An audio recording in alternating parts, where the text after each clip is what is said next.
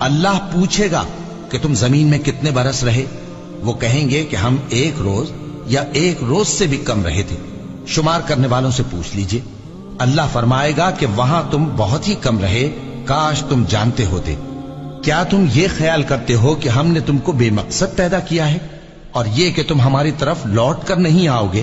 तो अल्लाह जो सच्चा बादशाह है, उसकी शान इससे ऊंची है। उसके सिवा कोई माबूद नहीं, वही अर्श करीम का मालिक है। ऐ पैगंबर, मेरी तरफ से लोगों को कह दो कि ऐ मेरे बंदो, जिन्होंने अपनी जानों पर ज्यादती की है, अल्लाह की रहमत से नाउम्मीद न होना। अल्लाह तो सब गुनाहों को बख्श देता है। बेशक वही तो है बड़ा बख्शने वाला, बड़ा मेहरबान। और इससे पहले कि तुम पर अजाब आ वाक़े हो, अपने परवरदिगार की तरफ रुजू करो और उसके फर्माबरदार हो जाओ, वरना बाद में तुमको मदद नहीं मिलेगी। और इससे पहले कि तुम पर नागहां अजाब आ जाए और तुमको खबर भी ना हो, इस निहायत अच्छी किताब की जो तुम्हारे परवरदिगार की तरफ से तुम्हारी जानिब नाजिल हुई है, पैरवी करो।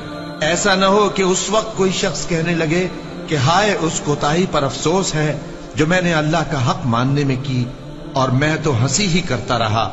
या ये कहने लगे कि अगर अल्लाह मुझको हिदायत देता तो मैं भी परहेजगारों में होता।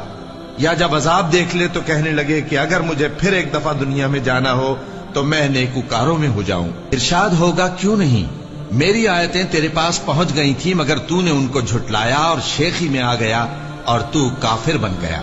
और ऐ मुखातब, जिन लोगों ने अल्लाह पर झूठ बोला, तुम क़यामत के दिन देखोगे कि उनके चेहरे स्याह हो रहे होंगे।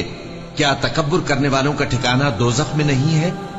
और जो परहेजगार हैं, उनकी कामयाबी के सबब अल्लाह उनको नजात देगा, न तो उनको कोई तकलीफ पहुंचेगी और न वो गमनाक होंगे।